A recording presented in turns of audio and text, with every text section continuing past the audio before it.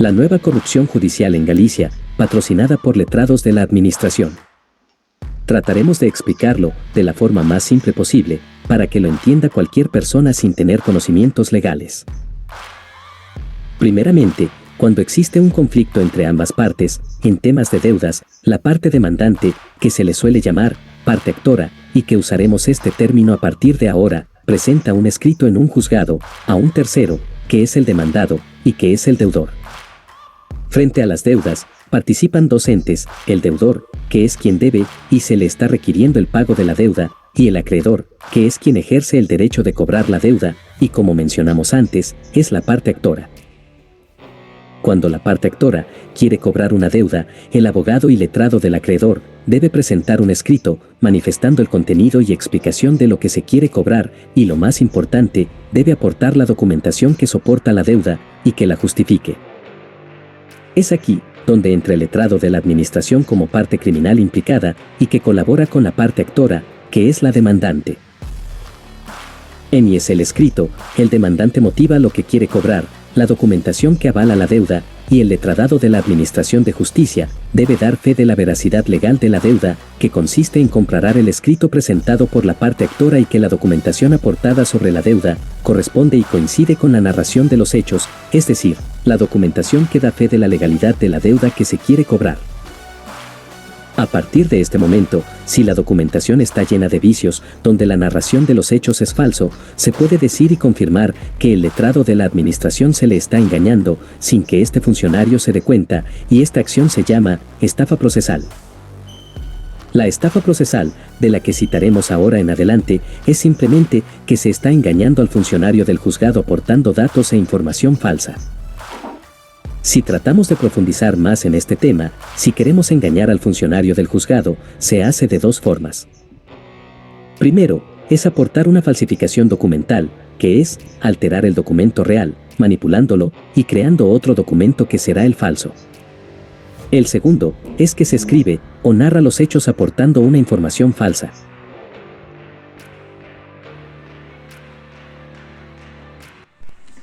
Te voy a explicar cómo es posible cobrar deudas falsas y que el acreedor o su representante, incluso el propio juzgado, no sepa dónde está.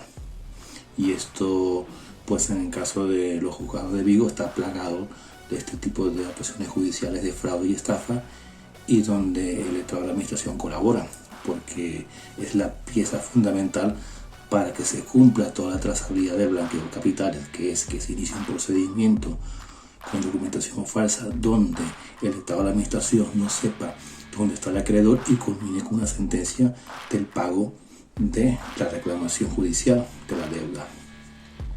Entonces la gente se pregunta qué tipo de deudas, porque realmente toda la deuda tiene que estar justificada. Es decir, si tú debes un préstamo bancario, pues si llegas o incurres en impago, pues el banco, cuando va a reclamar, aporta la documentación que es el préstamo en sí, y así todo tipo de artículos de consumo, desde préstamos para compra de vehículos, préstamos de consumo de tarjetas de revolving, etcétera, etcétera.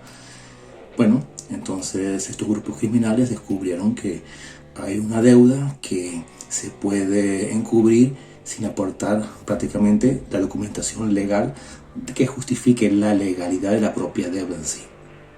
Y han descubierto que la entidad propicia son las comunidades de propietarios, porque en ellas tienen un CIF, como es obvio, porque el edificio en sí, el 100% de la finca lo integran los garajes, los bajos comerciales y los propietarios de los pisos.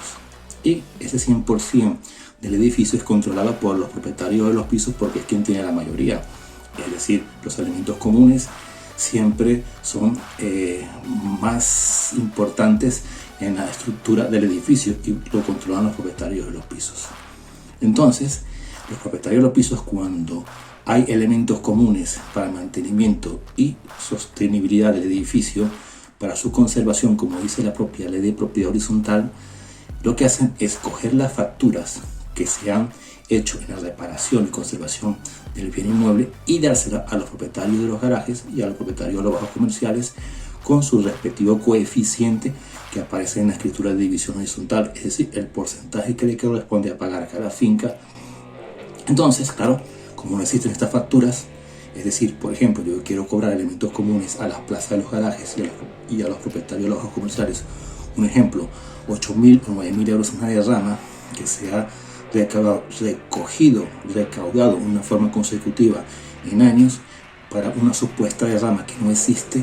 Entonces yo no tengo la factura para mostrársela a estos propietarios de bajos comerciales y plazas de garajes para que hagan el pago, porque es el documento legal que le va a justificar a estos propietarios el motivo y la razón del pago de esta deuda.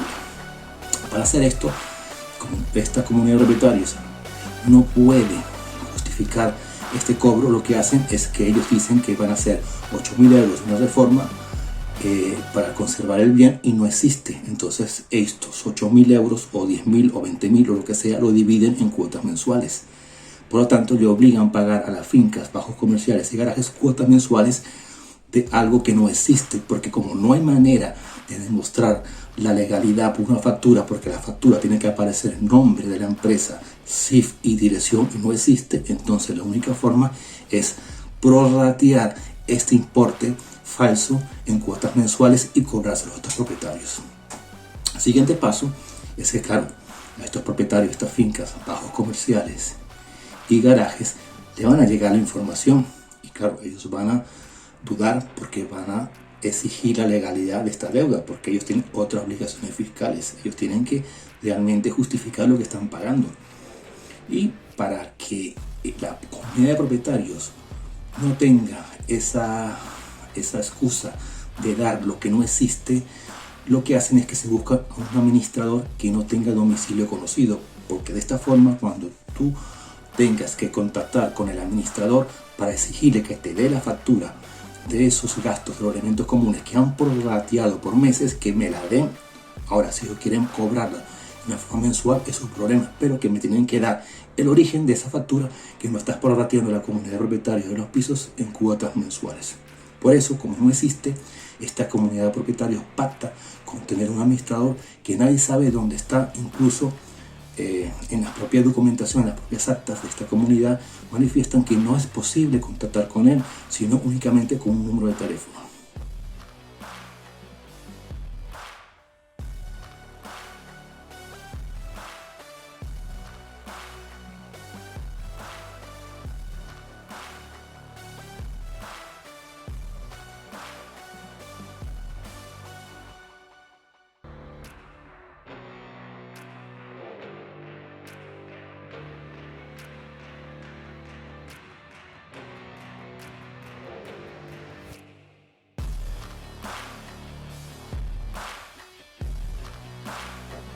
Pasan los años, entonces claro, tú no puedes a veces pagar porque realmente quien controla toda la documentación no sabes dónde está, que es el administrador. Tienen un número de teléfono y fax, pero no sabes dónde está, porque tú para pagar, hacer ingreso, tienes que tener el número de la cuenta bancaria de la comunidad y no la tienes. Y el único que te la puede dar no es la comunidad de propietarios, es el administrador que realmente controla toda la documentación. Pasan los años, como dije anteriormente, entonces el administrador, que nadie sabe dónde está, inicia un procedimiento monitorio para reclamar el cobro de la deuda. Entonces tiene que presentar un escrito. Este escrito se busca el administrador, un abogado que es el letrado y un procurador que sería la parte actora. El acreedor se llama a partir de ahora parte actora, quien demanda. Y el deudor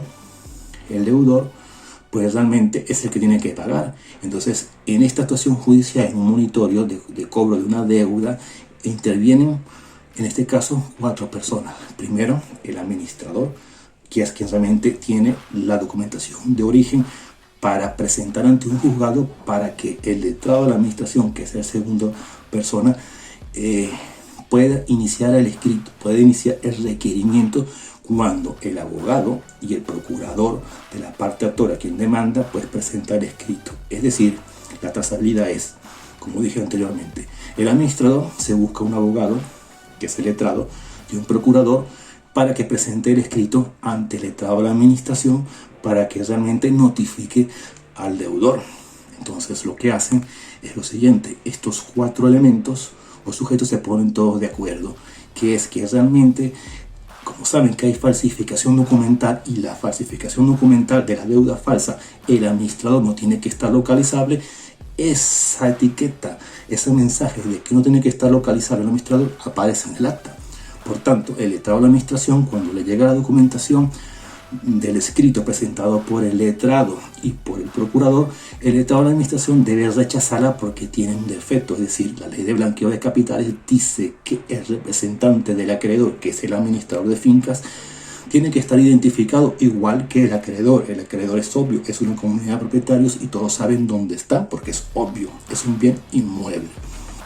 Bien, se inicia el escrito y hacemos un ejemplo. Este es el escrito que inicia un procedimiento monitorio. Es un escrito que se presenta el procurador y el letrado de la parte actora. Y entonces el letrado de la administración ve una irregularidad, porque para que no esté localizado el administrador para poder cobrar deudas falsas, no tiene que estar, como dije anteriormente, localizado, y tiene que estar documentado esa etiqueta de que no está en ninguna dirección. Por lo tanto, el Estado de la Administración lo sabe, pero se pone de acuerdo con el letrado y con el procurador y con el administrador de fincas. 4 personas a partir de ahora saben muy bien la existencia de este monitorio.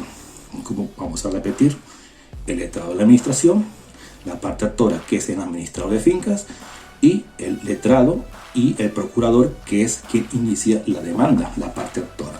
Entonces, cuando se inicia un procedimiento monitorio u judicial, se va generando documentación, y prácticamente lo que le interesa a este grupo organizado es que el acreedor no se entere de que se ha iniciado este monitorio, que no le llegue la información, porque sabe que ese importe de esa deuda es falso. Y también sabe muy bien que ahí no está localizado nunca el administrador, porque en la propia documentación del monitorio no aparece la dirección del administrador. Y lo que se trata es que realmente esto se inicie, el derecho nazca, como dicen aquí los juristas, el derecho nazca y subsista. Es decir, que ya se ha iniciado un monitorio, un ejemplo en el año 2007, pero que solamente lo saben la parte actora y el procurador, obviamente, pero la parte demandada no se entere. Y esto lo hacen de la siguiente manera: aparte en el escrito que aparece que el administrador no está localizable, solamente se puede contratar a través de un contestador IFAS, aporta una documentación con muchas carencias. Entonces, cuando se inicia un procedimiento monitorio u judicial, se va generando documentación, y prácticamente lo que le interesa a este grupo organizado es que el acreedor no se entere de que se ha iniciado este monitorio, que no le llegue la información, porque sabe que ese importe de esa deuda es falso. Y también sabe muy bien que ahí no está localizado nunca el administrador, porque en la propia documentación del monitorio no aparece la dirección del administrador.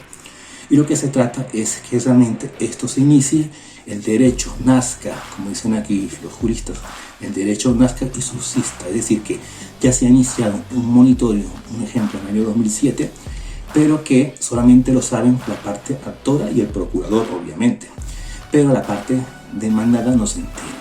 Y esto lo hacen de la siguiente manera: aparte en el escrito que aparece que el administrador no está localizable, solamente se puede contratar a través de un contestador IFAS, aporta una documentación con muchas carencias, ponen una boleta, aportan una boleta de correo que se ha sido notificado a la parte demandada.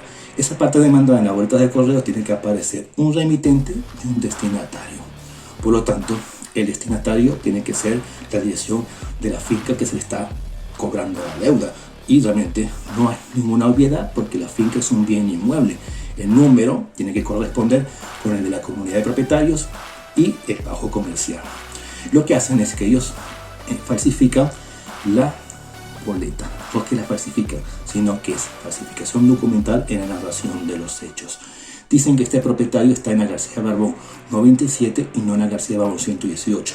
De esta manera, cuando la boleta, que el administrador, que nadie sabe dónde está, notifica a un desconocido mandándole la documentación, información confidencial de la finca, se lo manda a un desconocido. Este desconocido que está en la García Barbón número 97 lo abre y ve que la documentación es un certificado, que es una documentación, un acta donde dice que una finca debe, pero como no tiene nada que ver o no se relaciona con esta persona que está en la García Barbón número 97, lo que hace es que la desecha y la bota. Pero la boleta va a ser devuelta al presidente de la comunidad, que se la va a dar después al administrador, que nadie sabe dónde está.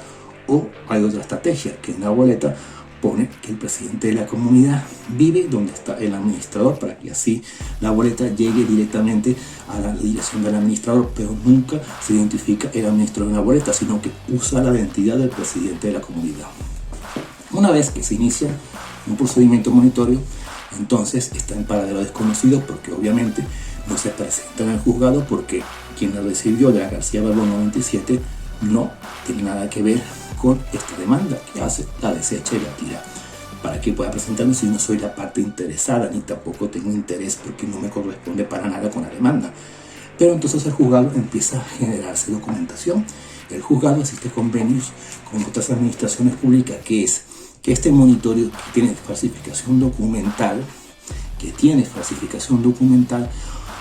va generando un convenio que existe con las diferentes administraciones, que le pide información a otras, justificando que existe este monitorio. La existencia de este monitorio con falsificación documental va a permitir o va a exigir y justificar que la administración pública, de otras administraciones públicas, den información al juzgado, y esta información lo que van haciendo es que se va a ir añadiendo al procedimiento inicial. La administración del Estado, otros organismos le van dando información y se va documentando. Después van apareciendo otro tipo de palabras que nosotros los ciudadanos no entendemos, que se llaman providencias, apremios, editos, etcétera, etcétera, que son documentos internos, procedimientos internos que se hacen en el propio juzgado. Entonces se van siguiendo documentando. Y al final, ese monitorio, que realmente nadie es, que el deudor no se entera, sí está en conocimiento de, como dije, las siguientes personas: el letrado de la administración, por razones obvias, porque es su competencia de su conservación y es quien lo está generando; el letrado y el procurador de la parte actora del demandante y del administrador de finca, porque el letrado le va dando toda la documentación al administrador de finca, que nadie sabe dónde está, incluyendo el letrado, el procurador y la letrada de la administración.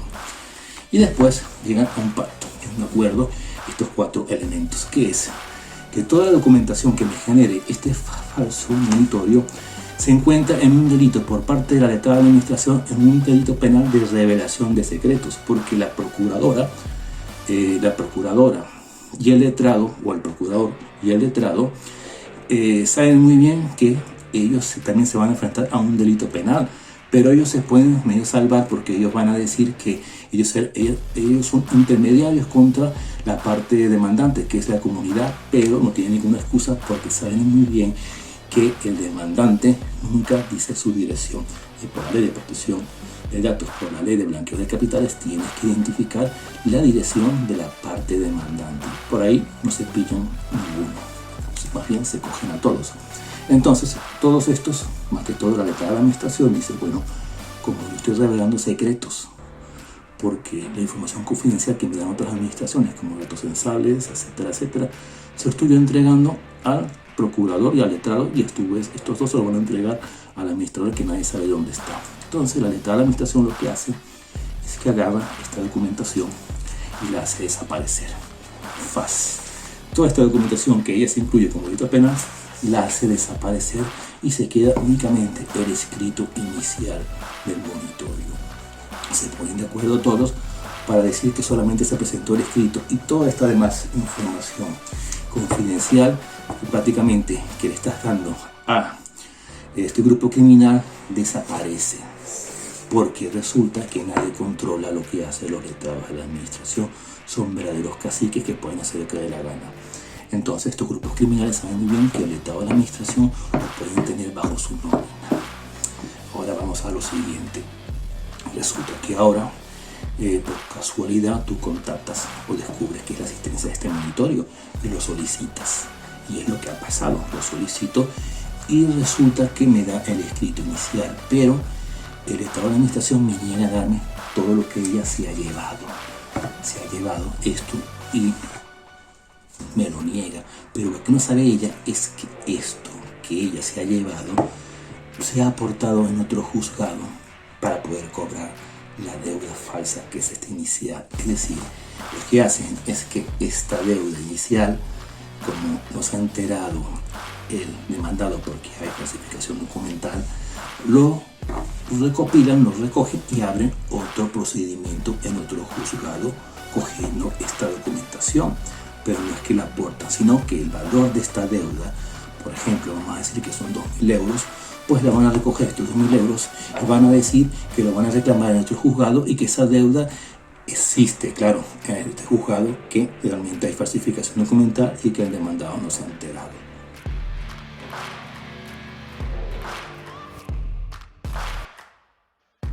Se recibe una carta certificada del Juzgado de Vigo. Se retira y abre su contenido y es una reclamación de una deuda de una comunidad por un importe de 2.000 euros. La comunidad, que es la mula, más el extorsionador, saben que este juicio monitorio del 7 de Vigo nace de arrastrar una falsificación documental donde se le oculta la existencia de la anterior reclamación judicial que proviene de la sala número 3 de Vigo al demandado, que además han ocultado el pago de las costas de Carlos Coladas La Raya Guzmán, que lo respalda su ocultación de su existencia en las propias actas de la comunidad, que como es evidente es propiedad de las mulas, que son los propietarios de los pisos que han entregado la gestión de la comunidad para delitos criminales. De la anterior reclamación de la sala número 3 es por un importe de 1.200 euros y que la van a incrementar con las costas de más de 400 euros, más los intereses de demora generado por este monitorio, dando un total de 1.800 euros. En este sentido, esta nueva reclamación judicial es otra falsificación documental, porque para entender esto, para personas que no dominan temas legales, se basa en un principio muy básico, que no puedes reclamar dos veces lo mismo, es decir, que pagas la deuda que nació en el Juzgado 3 de Vigo en el año 2007 y a partir de ese año, comienza desde cero a generarse la deuda para el acreedor. Para entender mejor esto lo resumo.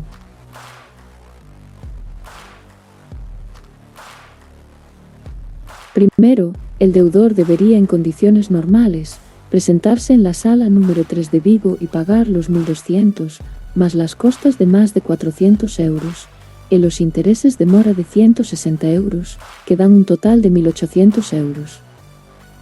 Y posteriormente desde esa reclamación que es del año 2007 hasta la del año 2013, solo debe el acreedor la cantidad de 136 euros, más lo que se reclame a mayores en costas e intereses por los 136. Para finalizar, aquí se explica que existen dos monitorios, pero claro está que el primero tiene falsificación documental, que consistió siendo parte de ella, un dato en particular, que el acreedor está en la García Barbón 97, siendo ese dato falso aportado por el propio acreedor, que es la comunidad de propietarios que hace de mula, y su representante, que es el administrador de fincas, y como es de esperar, es imposible que el deudor se presente en el juzgado, porque nunca ha sido notificado, ya que, para esa fecha este grupo criminal no sabe cómo demostrar la legitimidad de la deuda, y es por eso que este es su estrategia criminal, que es dilatar en el tiempo, para cobrar algo que no hay forma posible de demostrar, que es la suma de cuotas mensuales, donde entra en ellas dinero usado para el blanqueo de capitales y actividades criminales.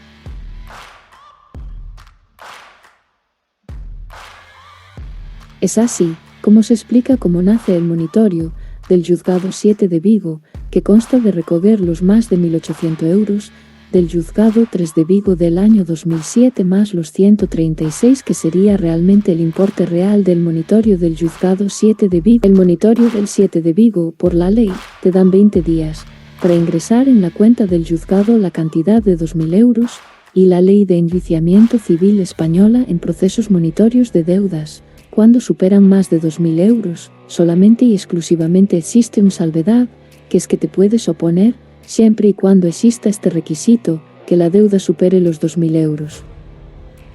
Toda la trampa va en torno a este importe, que son los 2.000 euros. A partir de aquí, existe una segunda opción, que es oponerte al pago, lo que implica que nazca otro juicio distinto que nace del anterior y que implica por ambas partes más costas. Si te opones, es que ya has presentado un escrito de oposición para presentarlo en el juzgado. Por ambas partes se generan costas aproximadas por el mismo importe, 600 euros por la parte actora y la parte demandada. El verbal, que nace de oponerse al monitorio principal, son casi la mitad del importe de las costas, es decir, 300 aproximadamente. Cada parte que interviene genera 600 del monitorio principal más los 300 del verbal, que nació de oponerte al monitorio principal, en resumen por los dos juicios vinculantes cada parte para aproximadamente 1.000 euros. Como existen dos partes intervinientes, hay que multiplicarlo por 2, dando 2.000 euros, y que en la sentencia final solo una de las dos partes la va a pagar. Es aquí donde este grupo criminal hace el estudio de las probabilidades. Si el fallo de juez en una sentencia existe un 50% de probabilidad para cada parte, porque son dos entes que intervienen en el juzgado, es fácil de entender. De ese 50%, el demandado está siendo extorsionado, porque tiene que pagar los 1.800 euros que es del juzgado 3 de Vigo, que se inició en el año 2007, pero que el demandado desconoce obviamente. Si el demandado va a pagar casi 2.000 euros en costas, si la sentencia se dicta a favor de la parte actora, que es la comunidad de propietarios, que es la mula, entonces al extorsionado no le es rentable oponerse al monitorio, sino pagar en los 20 días que le dé el juzgado para ingresar los 2.000 euros en la cuenta judicial, ese dicta auto por la cancelación de la deuda más las costas. Si te has opuesto a este monitorio y la sentencia es a favor de la parte actora, el juez te obliga a pagar las costas de la parte contraria que van a rondar los 1.000 euros, pero tú has pagado a tu propio abogado otros 1.000 euros, y por tanto tu pérdida ha sido de 2.000 euros en total para pagar una deuda de 2.000 euros, resultado un total de 4.000 euros que has perdido. Has perdido, porque no es que proviene de una real, gran parte de ellas, sino que es producto del crimen organizado donde está incluido la vacuna criminal y el salario de las partes intervinientes como las costas de la Sala 3 y 7 de los juzgados de Vigo. Este estudio de probabilidades es la que usa el abogado Carlos Colada Arraya Guzmán en ese año 2007 de Vigo, cuando presenta el escrito, con falsificación documental naciendo el 1199 del 2007 en el juzgado 3 de Vigo, donde nadie va a pagar 2.000 euros en costas, para pagar una deuda de 2.000 euros. Estas probabilidades aún no han finalizado, y continuamos con el tema. Para presentar un escrito de oposición, tiene que narrarlo y aportar documentación que sostenga lo que narras, pero si no tienes ninguna documentación, entonces ¿qué puedes aportar para presentar argumentos para oponerte al pago de una deuda? En este caso en particular, y que explicaremos en otros videos, si se tiene, que son las cartas de extorsión enviadas por este grupo criminal en su debido momento y que se han guardado. En este verbal de oposición el argumento base es que desconoce una anterior reclamación judicial y que además su existencia es conocedora el propio juzgado 7 de Vigo. El escrito manifiesta desconocer de dónde proviene el pago de los 400 euros de costas y de los 160 euros de intereses y del otro monitorio anterior que se desconoce por parte del demandado. Es aquí donde el extorsionador entra en conflicto y debería meditar y razonar, pero como cualquier psicópata y sociópata no lo analiza. Si el extorsionador aporta esta información, el juez le dará la razón porque aporta la información. En caso contrario, si no aporta esta información, el juez tendría que modificar el contenido de la sentencia, ya que si como parte demandante no tienes cómo demostrar de dónde proviene esos más de 400 más los intereses, entonces el juez tendrá que ajustar el valor de la reclamación y aparte de quién va a pagar las costas. Es así que si no aportas la factura o minuta del letrado que participó en el monitorio del juzgado 3 de Vigo en el año 2007, no podrán cobrar ese dinero, y es por este motivo que este grupo criminal venden a Carlos Colada Arraya Guzmán y le han dado por el culo, porque las probabilidades existen, y aunque sean muy bajas, puedes ocurrir o aquí es un ejemplo. Ahora bien, se aporta la minuta que se pagó al abogado que participó en la anterior reclamación judicial, que se le estaba ocultando al deudor y que de la misma forma se ocultaba en las actas de la comunidad, por razones obvias, porque es la fuente del ingreso criminal, no se puede mostrar de dónde provienen los ingresos criminales. En este sentido, la ocultación es amplia, y eso incluye de todos los participantes principales, que es el extorsionador y su paradero. Sin embargo, la sentencia dictada por la magistrada Flora del Olmo del Juzgado 7 de Vigo muestra algo muy preocupante, y quienes estén viendo este vídeo se preguntarán: ¿por qué coño pagas 2.000 euros en costas? Porque has usado los juzgados para obtener una información, ya que la sentencia ha sido a favor de la parte actora, y por tanto en la sentencia la magistrada obliga a pagar las costas de la parte actora, es decir, el abogado que representa a la parte demandante, cuando el demandado puede ir personalmente a la dirección del administrador de fincas de la comunidad donde debe colaborar como copropietario. Si vas a el administrador le pides la misma información y te la da gratis. Bueno, si no es gratis por lo menos pagas 5 céntimos de euro, que te sale más barato. En este juzgado, ha sido el único caso de la historia donde un folio fotocopiado vulgar te ha costado 2.000 euros, que son 1.000 euros por las costas de tu propio abogado más los otros 2.000 de la parte demandante. La respuesta es muy simple. La documentación aportada por la parte demandante, el representante del acreedor, no tiene dirección, y por la Ley de Prevención y Blanqueo de Capitales, es de obligado cumplimiento identificar el domicilio del representante. Es así, como los dos funcionarios del juzgado son conocedores de que saben que ambos han sido colaboradores y conscientes de este hecho, porque si no sabes dónde está el administrador, menos sabrás dónde pedir información, y aquí se basa todo este sistema criminal. Prácticamente has pagado 2.000 euros para obtener tu propia información, porque la actuación que te ocultan de un juicio anterior la tiene el extorsionador. Y la preocupación continua. El inspector de trabajo Ron Casas el día 4 de febrero del 2014 confirma que APH Gestión está en la calle María Verdiales 41, y para esa fecha no está ahí, está en la calle Urzáis 48, pero nadie sabe que está en esta última dirección y tampoco el juzgado.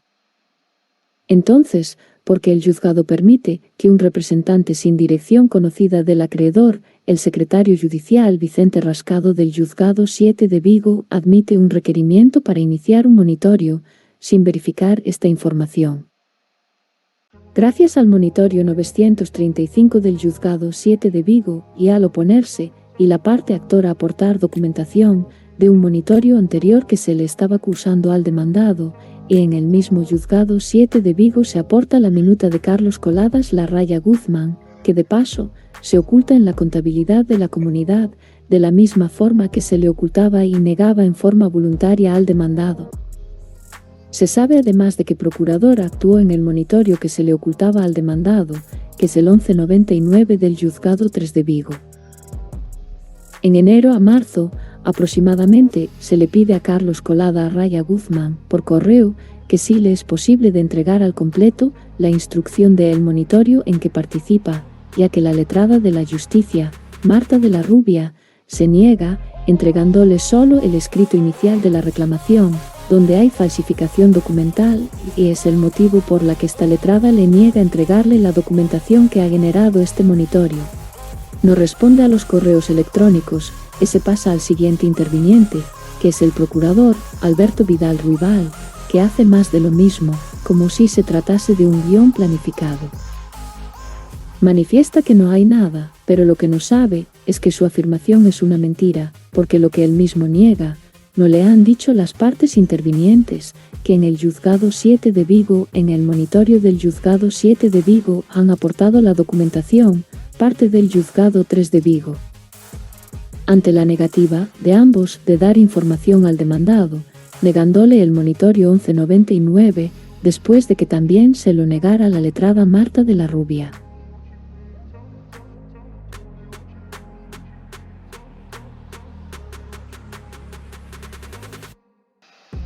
Como no paran este supuesto grupo criminal de cobrar cuotas extrañas de altos importes, como un cobro único de 600 euros sin saber del origen de este importe, continúan con su agresividad de cobrar importe único sin que den explicación de dónde provienen, y que posteriormente lo van a cobrar por vía judicial.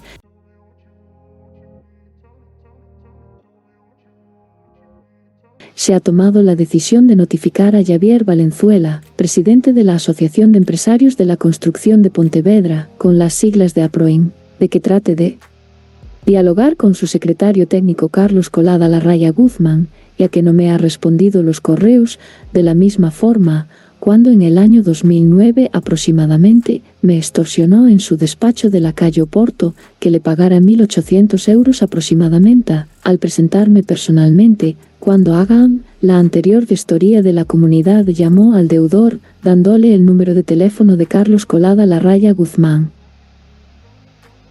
A Javier Rueda Valenzuela de APROIN le envió correo electrónico para que interceda amistosamente, para que este secretario técnico razone, y se envía a Javier Valenzuela documento adjunto de El Monitorio N99 de Vigo, el acta de la comunidad de su cliente, que es el administrador llamado Agam sin dirección, y la carta posterior que mandó Agam, confirmando la visita que se le hizo a Carlos Colada Larraya Guzmán, y donde sí puso Agam sello por primera vez, de la dirección.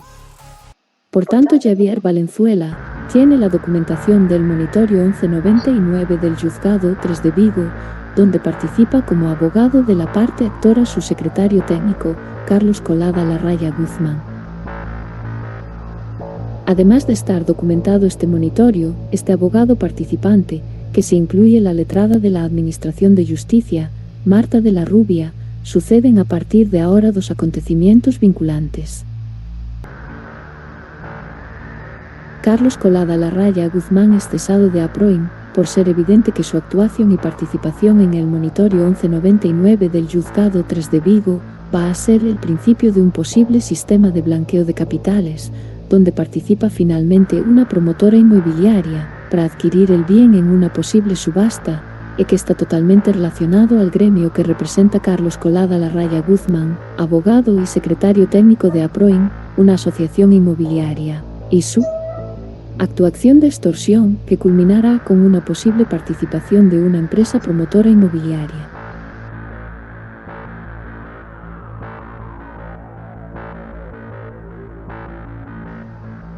A los 6 meses de que es cesado al abogado Carlos Colada Larraya Guzmán de APROIN, a los 6 meses es cambiado de destino la letrada de la Administración Marta de la Rubia Almuña del Juzgado 3 de Vigo de primera instancia, ahora es destinada al Juzgado de lo Social 7 de Vigo. Es mucha coincidencia que tras enviarle al correo electrónico a Javier Valenzuela el Monitorio 1199 del Juzgado 7 de Vigo el día 17 de diciembre del 2020 y ambas partes que intervienen en este monitorio, el abogado Carlos Colada Larraya se ha cesado de APROIN a los pocos días y a los 6 meses es cambiada de destino la letrada de la Administración Marta de Arrubia, pero el problema lo sigue teniendo el propietario de la finca.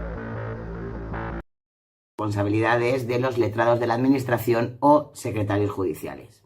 Los letrados de la Administración o secretarios judiciales son los que están encargados de llevar la agenda judicial. Tienen una responsabilidad brutal porque de ellos depende la agenda del juez. De ellos depende la dación de cuenta de los asuntos y de ellos depende la celeridad o no celeridad de un juzgado, al que se accede mediante una oposición, no de la índole, ni del contenido, ni de la fuerza de una oposición a judicatura o fiscalía, pero es una oposición y no deja de ser, por eso, muy dura además, muy dura. Ellos, como hemos dicho, organizan el juzgado y dictan decretos y resoluciones, pero ¿qué ocurre? Que pueden equivocarse en sus decretos, pero esos decretos no son revisables nunca por un juez ni por un magistrado. Con lo cual, en sus manos está, en muchísimas ocasiones, que se haga realmente justicia. Un error de un letrado de la Administración puede llevar al descalabro absoluto a un procedimiento en que las partes tengan razón. Esos errores no salen tampoco a la prensa ni tampoco son conocidos, así como todos conocemos errores graves de prevaricación de jueces, los jueces prevaricadores, pero ¿y los secretarios? ¿Por qué no nos enteramos? No nos enteramos de qué pasa con los secretarios y quién controla a los letrados de la administración. Se han dado casos de errores muy graves relativos a consignaciones, a trámites procedimentales, y no se puede hacer nada. Una querella por prevaricación administrativa contra un secretario judicial. ¿Cuántas habéis leído en prensa? Que en las colecciones legislativas y de jurisprudencias, ¿cuántas sentencias hay contra secretarios de la administración, letrados de la A? Es duro porque tienen una parcela de poder muchas veces más grande que la del propio juez. Ellos son los que organizan el juzgado. En los pueblos el poder que pueden tener un letrado de la administración es brutal. Y bueno, en sus manos está cobrar, diligenciar el procedimiento y tantísimas cosas que no darían en un vídeo. Hay que tener también en cuenta que los letrados de la administración en muchísimos supuestos son pluriempleados. Trabajan por la mañana en el juzgado y por la tarde pues se pueden dedicar a dar clases para dar oposiciones, e incluso algunos de ellos tienen una compatibilidad bastante peligrosa con su trabajo. Voy a aventurarme a deciros una cosa, y lo digo off the record. Muchos compañeros jueces nos han comentado off the record el pánico que tienen a los letrados de la A por la falta de control eficaz que tienen estos en sus decretos. Además de que, como hemos expuesto anteriormente, las parcelas de poder de los letrados de la administración son mayores incluso que las del juez titular, sobre todo en los pueblos. Por tanto, es que es evidente, o sea, financieras, aseguradoras, colegios de abogados, todas las instituciones que visitan la ciudad de la justicia, pues dependen de los secretarios judiciales más que de los jueces, porque el juez se dedica a poner su sentencia. Es decir, el juez se dedica al fuero y el secretario judicial al huevo. Con lo cual, sin control, ni tutela, ni nada de nada, es evidente que la Administración de Justicia debería precisar un cambio. Si tienen que ser señorías que se atengan a las mismas normas de conducta que los jueces y tribunales y que los abogados y los fiscales, y acabe con tanta prerrogativa que en los pequeños pueblos los letrados de la Administración son caciques. Son caciques. Por todo eso. Eso era lo que me preguntabais. Lo que yo pienso. Pues eso es lo que pienso de los letrados de la Administración. Que no dejan de ser unos secretarios, en muchos sentidos, eficaces, pero que tienen que bajar su nivel de colesterol.